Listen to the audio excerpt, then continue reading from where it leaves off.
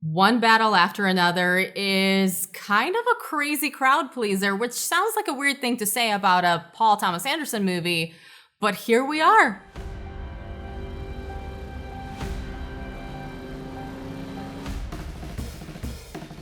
Hey everyone, I'm Mariana, this is Impression Blend, and I gotta be honest, I wasn't really sure what to expect from this movie. I've only seen the first trailer, and from that, I couldn't really tell what this was actually about.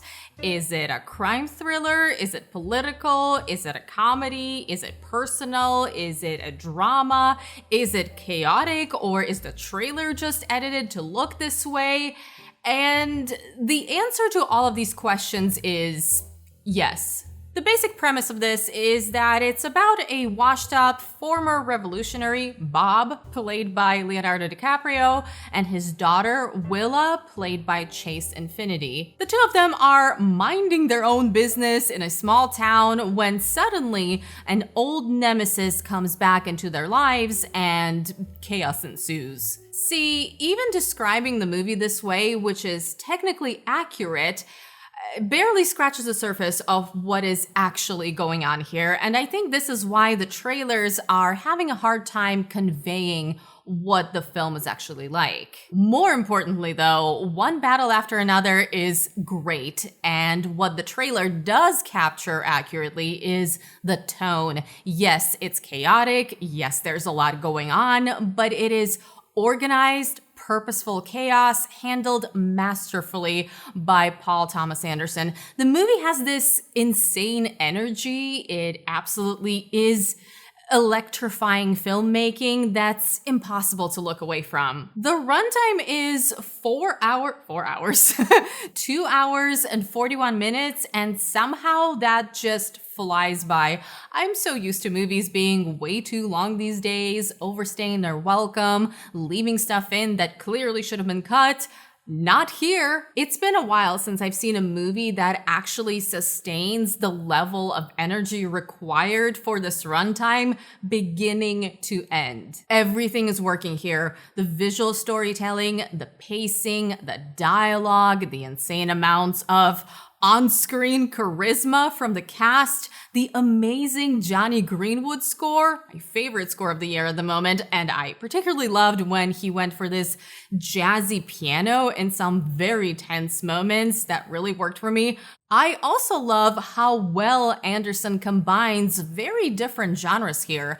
It works when it leans into action with great build-up and excellent chase scenes that will have you at the edge of your seat. There's a particular chase sequence that is simply unforgettable, and you can see some of it in the trailer where the way the camera is placed, the way it's shot, the road looks very unpredictable and you really have no idea what could be around the next corner or over the next hill. It is just so suspenseful and yet so simple because the camera is in a single position and it is riveting. I loved it. The movie also works as a satire. It is actually so funny. The comedy and its timing are perfect.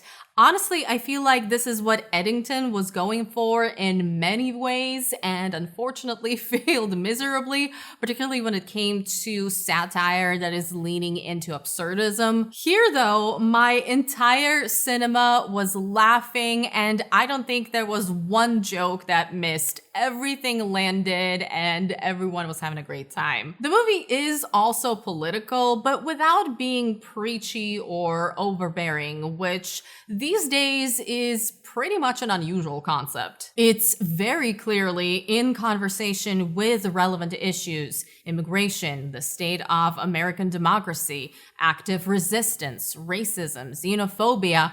All of that is part of the setting and very important to who the characters are. But that is not the focus of the story because One Battle After Another isn't about politics.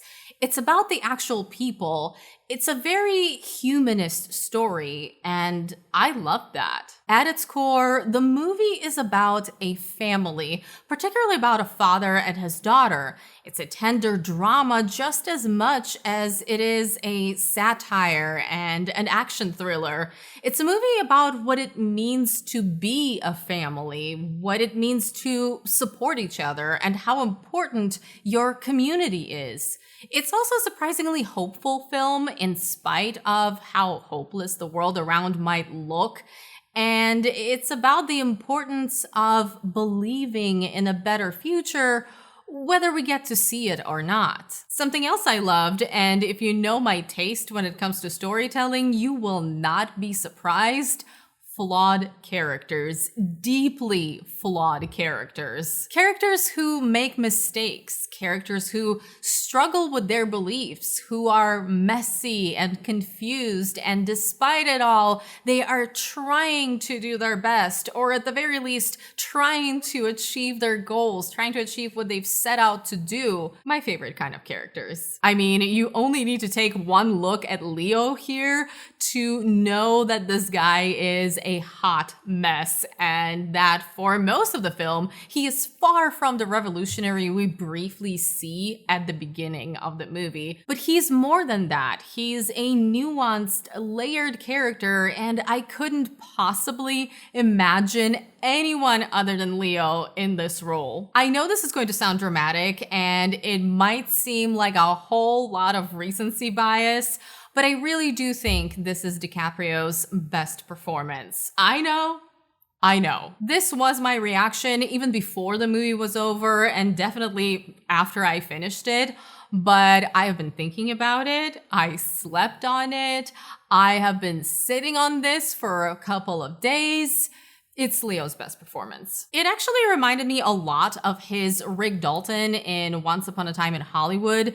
I thought it was very similar energy, but Bob Ferguson here is simply fantastic, whether he is caring, frustrated, paranoid, decisive, indecisive, lacking courage, determined, incompetent. He's so many things, and DiCaprio is brilliant at all of them. Since I'm talking about performances though, which there really isn't anyone who feels like a weak link here, as I mentioned earlier, insane amounts of on-screen charisma with this entire cast, but I do want to highlight a few more standouts. Chase Infinity as Bob's daughter, Willa, it's her first film role and she is outstanding. Clearly a very talented actress with a bright future, and what's interesting about her character is that she almost feels like the future personified. Most of the movie revolves around characters trying to either control her or figure out what to do with her, while she kind of feels lost. And before she can move forward and understand who she is, she has to accept the truth about her past and what came before her. I'm being vague here because I'm obviously trying to avoid spoilers, but this really stood out to me as far as her character arc goes, and I'm sure if you've seen the movie, you know exactly what I'm talking about. Also, I have to mention Sean Penn as Lockjaw, the main villain of the story. His character is a lot more on the caricature side of things. All of the evil characters in this movie are, as they are a big source of the satire. But Sean Penn manages to squeeze every possible bit of conflict and personality out of Lockjaw. He is incredibly memorable. His screen presence is insane. His mannerisms speak louder than the words, and it's honestly crazy how much one look from him can convey more meaning than multiple lines of dialogue. And finally, Benicio del Toro, I promise, last one, because I could spend this whole video just talking about the performances.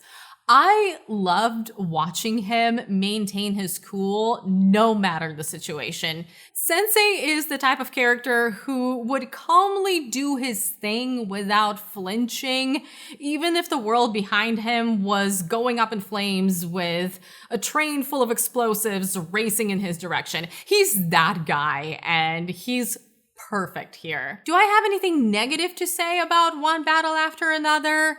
Not anything major. I think the biggest thing that stood out to me was how little consequence some of the revelations had in this movie, particularly in the third act. There were a few things that I really wish we saw characters grapple with, and I'm going to have to get into spoilers here for a little bit because there's no way I could vaguely explain this. So if you haven't seen the movie, skip to the next section of the video. The timestamps are right there for you. Final spoiler warning, okay?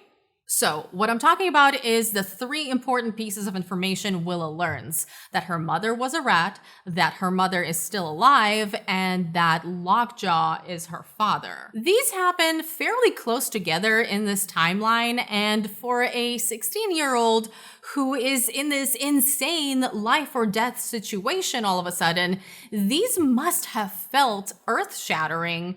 But somehow we don't really see her deal with any of that. At the end of the day, of course, Bob is her father. He's the one who cares for her, he's the one who raised her, and those are the things that matter. But at the very least, I would have liked to see some sort of process there, some complicated feelings. Like, how did finding out who her real father was not affect her at all? Even if she decides to reject all of that naturally. Same with the narrative about her mother. If you grew up thinking your parent is a hero and then found out it was a lot more complicated, it would absolutely have an impact and be something you would need to process, especially as a teen dealing with a lot of emotions and changes. Again, I don't have an issue with the hopeful ending or with Willa moving past these things per se, but I do have an issue with not seeing how she got there. It felt like plot points that got cut short because they ran out of time or something. And yeah, I can understand how getting into that might have affected the pacing, but also PTA is a pro, and I just don't believe that he couldn't figure out how to leave that in the movie or put that into the movie. It's not a huge deal considering how great the film is,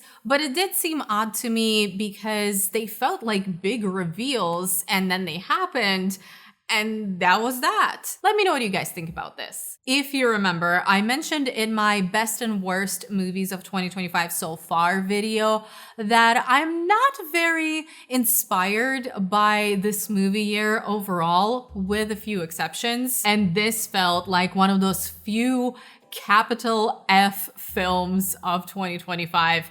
I hope there are more to come because up until One Battle After Another, most of my favorites were actually genre films. It's a tender story of a family wrapped in the many complications of our reality. It's a film that simultaneously feels timeless and eerily relevant. It's political without being overbearing because it's about the people, and the ideas are up to you to interpret. The message is there if you want it, but it's the flawed characters that drive this story. Fantastic, memorable performances, excellent pacing and editing. The score is my favorite of the year at the moment, and even though there is a lot going on here thematically and story-wise, the movie doesn't feel overstuffed or too heavy or like it's trying to do too much. It's genuinely a great time. It's just so nice to see a film from someone who is great at what they're doing and is in complete control of their craft. I can't wait to see it again. So, One Battle After Another. One of Paul Thomas Anderson's best films? Definitely, from what I've seen, and in ways I did not expect. One of the best films of the year? Easily, if not the best. so far.